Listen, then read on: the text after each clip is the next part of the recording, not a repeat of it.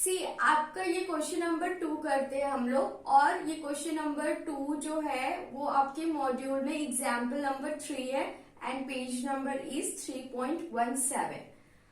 अब सी क्वेश्चन पढ़ते कि क्वेश्चन क्या बोल रहा है। On 31st March 2017 the bank passbook of Namrata showed a balance of rupees 1,50,000 to her credit, while balance as per cash book was 1,12,050. On the scrutiny of the two books, she ascertained the following causes of difference. अब क्या बोल रहा है कि नम्रता ने क्या देखा कि उसका जो पासबुक है ना उसकी कैश बुक से मैच नहीं कर रहा है। कैश बुक पासबुक का बैलेंस 1,50,000 एंड कैश बुक का बैलेंस 1,12,050 रुपीज। अब देखो डिफरेंसेस आ रहे हैं। अब स्क्रूटनी में उसने क्या फाइंड आउट किया, ये सारी इश्यूज थे। ओके, तो हम लोग क्या करेंगे, अब ये सारी इश्यूज को हम लोग एलिमिनेट कर देंगे, तभी तो हमारा आंसर आएगा ना, रिकंसिलिएशन, उसी को तो बोलते हैं। तो अब सी हम लोग स्टेप आ जाएंगे ऋतिक रोशन वाले स्टेप पे। अब इसमें आप दोनों ही ले सकते हो, या एक बार या फिर आप balance as per cash book ले सकते हो, या फिर आप अगर ऐसे क्वेश्चंस आते हैं तो आप दोनों में से कोई भी क्वेश्चन लो, सही होगा, लेकिन आपका आंसर इतना ही आना चाहिए। अगर फॉर एग्जाम्पल आप अगर पासबुक ले रहे हो तो कैश बुक का बैलेंस आपका जब करोगे प्लस और माइनस करके तो आपका इतना आंसर आना चाहिए। एंड अगर आप कैश बुक ले रहे हो तो पासबुक का बैलेंस 1,50,000 रुपीज आना चाहिए। तो हम लेते हैं पासबुक, ठीक है, और हम लोग पासबुक का लेके यहाँ पे लिखते हैं कि हम लोग पासबुक के हिसाब से चलेंगे, क्योंकि फर्स्ट वाले एग्जाम्पल में ऑलरेडी मैंने कैश बुक ले लिया था, और ये वाला आप होमवर्क रहेगा, आप उसको कैश बुक के हिसाब से करना, मैं पासबुक के हिसाब से आपको बता रही हूँ। अब देखो क्वेश्चन पढ़ते हैं, बैलेंस एज पर पासबुक ले लिया। अब आ जाते हैं ऋतिक रोशन के स्टाइल पे, ये both the hands are equal. अब see she has issued check amounting to rupees 80,000, out of which only 32,000 were presented for payment. अब नम्रता ने क्या किया, चेक को इशू कर दिया, मतलब कि चेक को कम कर दिया, अपने पास से पैसे कम कर दिए, एंड बैंक ने उसमें से कितने पेमेंट के लिए किया, 32,000 रुपीज। अब सी हम लोग यहां आ जाते इक्वल पे। मैंने फर्स्ट स्टेप क्या सिखाया था, ये इक्वल रहेगा।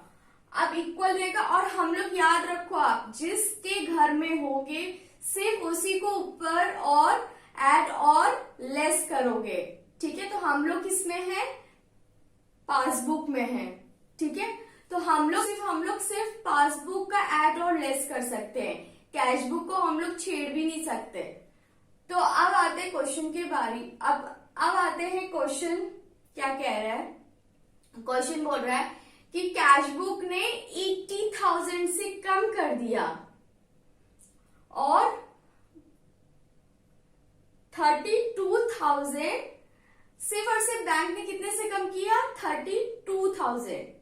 अब ये तो डिफरेंस आ रहे हैं, इतने डिफरेंस आ रहे हैं, 32,000 से सिर्फ कम किया है, तो कितने से और कम करना चाहिए था बैंक को, 48,000 से, तो ही तो इक्वल आता है सीबी के, क्योंकि हम लोग किसके घर में है, पासबुक के घर में है। तो यहाँ पे कौन सा फ्रीज होगा, हैंड। मैंने किसका बताया कि जिसके घर में है वो सिर्फ उसी को ऐड और लेस कर सकते हैं। तो ये कैश बुक क्या करेगा, डस लेगा, तो इसको डस लो और इसको फ्रीज कर दो।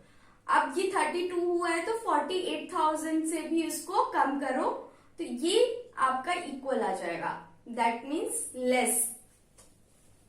तो check issued but not at presented for payment कितना है, 48,000। Question number 2, question number 2, she received a check of rupees 5,000 which she recorded in her cash book but forget to deposit in bank। अभी question क्या बोल रहा है कि उसको check मिला, ठीक है, पैसा मिला उसको, चेक मिला। चेक देखो कैसा होता है कि चेक जब आप इशू करते हो या फिर चेक आपको मिलता है तो वो क्या होता है कि एक पेपर पे होता है। आप अपने घर के जो भी चेक बुक या पासबुक होगा आप देखना कि वो कैसा होता है। तो चेक हम लोग ना उसमें अमाउंट लिख के हम लोग किसी कस्टमर को अगर पेमेंट करना होता है तो पैसे की जगह हम लोग चेक देते हैं, और वो जो चेक होता है वो बैंक से ही उस अमाउंट को डिडक्ट और ऐड कर सकते हैं। सिर्फ और सिर्फ वो बैंक करेगा। अगर हम चेक काट के दिए तो बैंक उसको हमारे अकाउंट से डिडक्ट कर देगा अमाउंट और उस पर्सन के अकाउंट में चला जाएगा। और अगर हमारे पास अगर चेक आया है तो बैंक क्या करेगा, उसको क्रेडिट कर देगा उस चेक को और हमारे अकाउंट में पैसे आ जाएंगे। तो इतना आपको समझ में आया कि चेक कैसे इशू करते हैं और चेक कैसे अकाउंट में आता है। अब आगे पढ़ते हैं। तो उसको चेक मिला 5,000 का, जिसमें से उसने रिकॉर्ड किया अपने कैश बुक में, तो रिकॉर्ड कर लिया नम्रता ने, लेकिन वो क्या की कि उसने बैंक को ही देना भूल गई। अब जब तक मैं एक चेक लेके बैंक नहीं जाऊंगी तो उस पेपर का मैं क्या करूंगी, जब तक मैं डिपॉजिट नहीं करूंगी तो बैंक का काम है ना कि उस चेक को कम करना और ऐड करना। तो मैंने क्या सोचा कि मुझे तो चेक मिल गया, दैट मीन्स मेरे पास पैसे तो आ ही गए, मैं बैंक में डिपॉजिट कर दूंगी तो वो ऑटोमेटिक मेरे अकाउंट में क्रेडिट हो जाएगा। तो यहाँ पे लेकिन वो क्या की, वो रिकॉर्ड तो कर ली बट वो भूल गई बैंक को ही देना। सी, अब आते हैं हम लोग इस पे इक्वल फर्स्ट स्टेप पे। अब ये दोनों तो इक्वल हो गए। अब इसमें क्या हुआ, चेक उसने डिपॉजिट किया तो कैश बुक में उसने लिख दिया। अब किसको फ्रीज करेंगे, किसका बैलेंस नहीं पता, फ्रीज, इसको डस लो। और फिर उसके बाद 5,000 जो है उसको ऐड करना था, तो इक्वल आने के लिए किसको करेंगे, जिसके घर में हम लोग, दैट मीन्स पासबुक, इसको ऐड करेंगे। तो ये क्वेश्चन हो जाएगा second, add.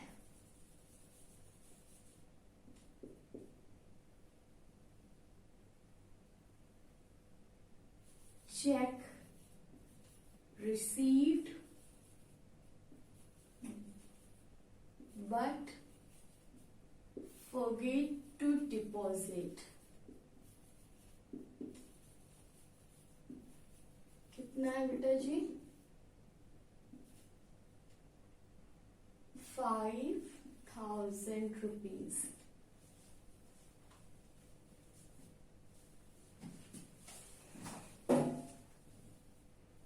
Question number 3rd. A check of ₹22,000 deposit by her but not at cleared। ठीक है, उसने क्या किया, चेक को डिपॉजिट किया, बैंक में उसने डिपॉजिट किया तो अपने पास से उसने बढ़ा दिया। ठीक है, तो अपने पास से जब बढ़ा दिया और लेकिन बैंक ने क्या किया, अभी तक बैंक ने उसको डिपॉजिट नहीं किया, मतलब बैंक ने बढ़ाया नहीं, तो किसको फ्रीज करेंगे, किसका बैलेंस नहीं पता इसका, इसको फ्रीज, इसको डस लो। और फिर उसके बाद ये क्या हो जाएगा, ऐड। तो third is add.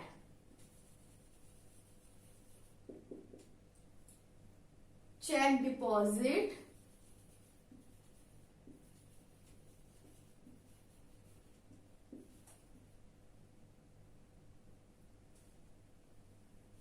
but not at cleared।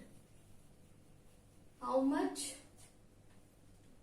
That is 22,000। Mr. Gupta deposited on amount of ₹15,700 in her bank which has not been recorded by her in cash book at। मतलब कि इस क्वेश्चन का मतलब क्या हुआ, एक customer है नम्रता का, उसने क्या किया कि डायरेक्ट उसने बैंक में डिपॉजिट कर दिया पैसे 22,000, लेकिन सॉरी 22 नहीं 15,700, और उसने बैंक ने जो है ना नम्रता को कोई इंफॉर्मेशन ही नहीं दी। अब उसके पास जब इंफॉर्मेशन ही नहीं है तो वो कैश बुक में कैसे रिकॉर्ड करेगी। तो आ जाते हैं हम अपने स्टेप पे। अब इसमें क्या बोल रहा है कि बैंक ने क्या किया, पैसे बढ़ा दिए। अब किसका बैलेंस नहीं पता है, कैश बुक का, तो इसको क्या करेंगे, 10 लेंगे और लेस इक्वल आने के लिए, तो ये क्या हो जाएगा, less. Cheque deposit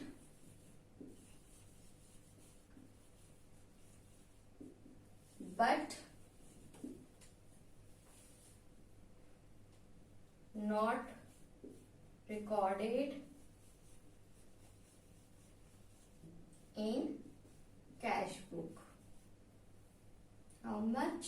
15,700.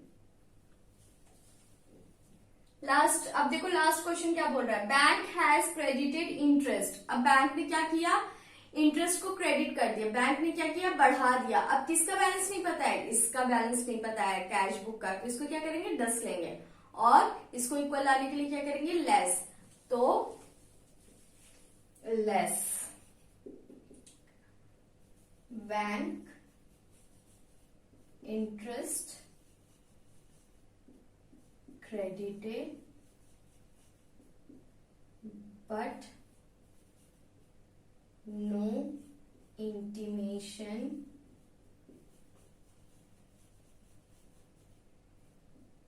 is given।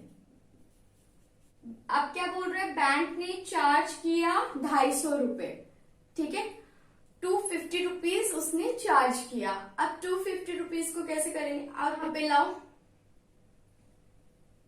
देखो अब क्या बोल रहा है, चार्ज किया बैंक ने, कितना चार्ज किया, 250 रुपीज। आप देखो इक्वल आ जाओ, ठीक है।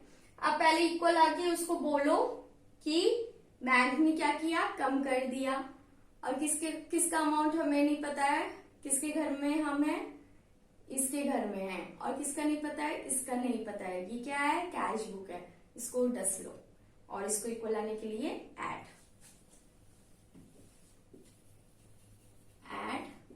ये क्या हो जाएगा, bank charges.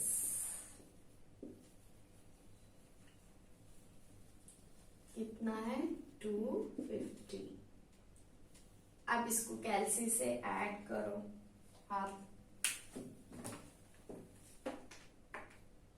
5,000, 22,000 plus 250, that is 27,250। 27,250 and इसको 48,000 प्लस 15,700 प्लस 1,500, दैट इज 65,200। ये हो गया नेगेटिव अमाउंट। तो 150 plus 27,250 minus 65,200, that is 1,12,050 rupees. आ गया। सेम कैश बुक, ये क्या हुआ, balance as per CB. Same आ गया आंसर, दिख रहा है आप लोग को। अपने नोटबुक में इसको आप लोग कर लो और